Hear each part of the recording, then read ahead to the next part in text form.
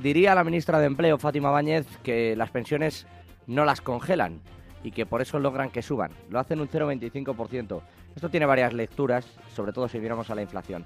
Mari Carmen Barrera, secretaria de Políticas Sociales, Empleo y Seguridad Social de UGT. ¿Qué tal? Buenas tardes, ¿cómo está? Buenas tardes, muy bien, ¿qué tal? Bueno, hablamos de esa lectura que siempre se hace, pues así no están congeladas las pensiones, pero dice el gobierno que van a subir un 0,25 en 2018. ¿Qué le parece?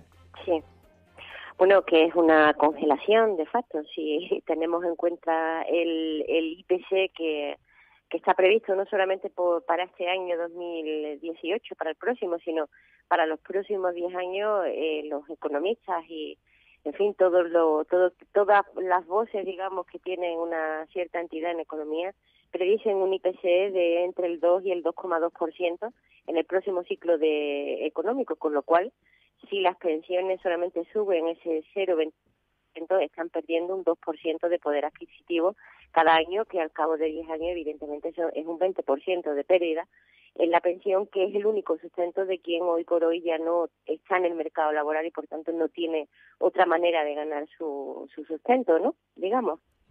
Queda entendido. Habla usted de un 2% más o menos al año. Mirando la previsión de inflación ahora, no sería tal ese 2%, aunque es verdad que sería una pérdida de poder adquisitivo importante, ¿eh? Sí, la previsión del IPC que tienen ahora mismo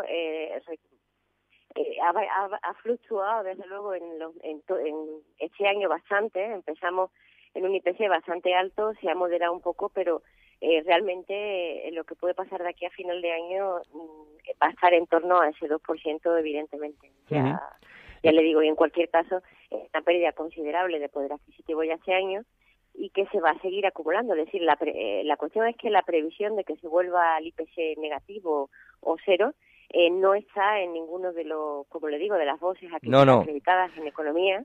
Por tanto, el gobierno tiene que asumir que no puede seguir condenando a las pensiones de nuestros pensionistas, que por cierto son bajísimas. Tengan en cuenta que la pensión más habitual en España es 645 euros, por debajo del salario mínimo interprofesional, y que desde luego no se pueden permitir esas pensiones, ni siquiera el subir con el IPC, es decir, perder poder adquisitivo. Una pensión de 645 euros es condenar a la gente a la miseria directamente. Enseguida le pregunto por ese cambio del modelo de pensiones, cómo ve la tasa de reposición y este tipo de asuntos, pero le quería preguntar, referido a las pensiones hacia el próximo año, ¿lamentan que no haya presupuestos aprobados, que vaya a haber que prorrogar los de 2017? Bueno, evidentemente se pierde una oportunidad de modificar cosas, de cambiar sobre todo las políticas hacia un sesgo mucho más social. Tengan en cuenta que seguimos arrastrando el modelo de presupuestos de la época del rescate, del supuesto rescate por Europa de España.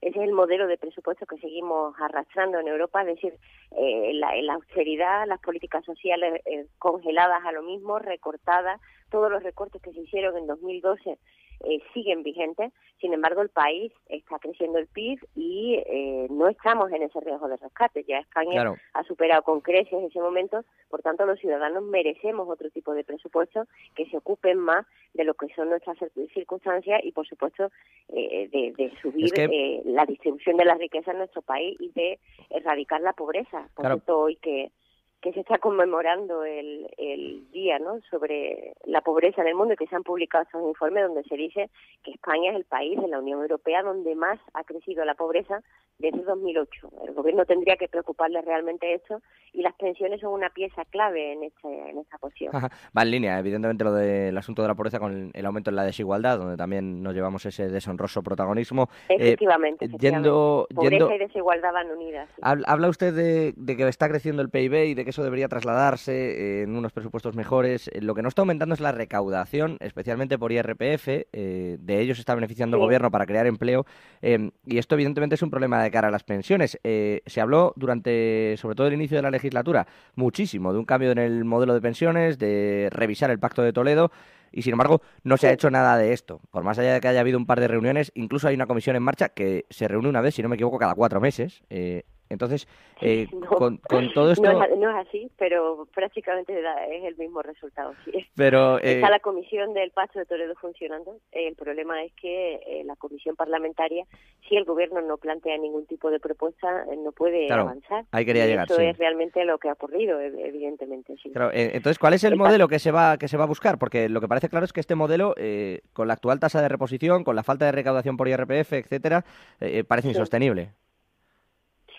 Pues claro, es un poco lo que le decía, es decir, el gobierno en 2012, entre la reforma laboral, la reforma fiscal, etcétera, ¿qué es lo que hizo? Pues desregular por completo el mercado de trabajo, de manera que se hundieron las cotizaciones, y no es una cosa que lo diga yo, están ahí datos contables, es decir, la Seguridad Social pasó de tener solo 67 millones de déficit en 2011, con todo el desempleo que hubo al comienzo de la crisis desde 2008 y tal, la Seguridad Social resistía, y en el primer año de actuación de la reforma laboral, solamente con el primer año, el déficit se disparó hasta 12.000 millones de euros de déficit solo en un año. La situación de déficit de la Seguridad Social está directamente relacionada con todas las reformas que hizo el gobierno en esos años, en los años del recorte, de las políticas de austeridad, de, como le digo, de ese modelo donde no se recauda nada para dar beneficio a las empresas, donde se saca incluso dinero de la Seguridad Social también para beneficiar a las empresas, y donde el modelo de relaciones laborales permite a las empresas pues el ganar, el sacar un valor añadido de la rebaja de salario y por tanto de la rebaja de cotizaciones. Bueno. Todo ello hunde a la Seguridad Social, es decir, tiene que cambiar el modelo. Y desde luego tiene que cambiar, claro. Hay herramientas, está el Pacto de Toledo, como bien dice, había abierto un diálogo social, pero el gobierno ha cerrado el diálogo social, en febrero lo abrió, en marzo lo cerró, sin ningún tipo de explicación, y el Pacto de Toledo se constituyó en septiembre, hace ya más de un año, y el gobierno no ha presentado ni una sola propuesta de reforma ni de modelo, de absolutamente nada, todo lo contrario.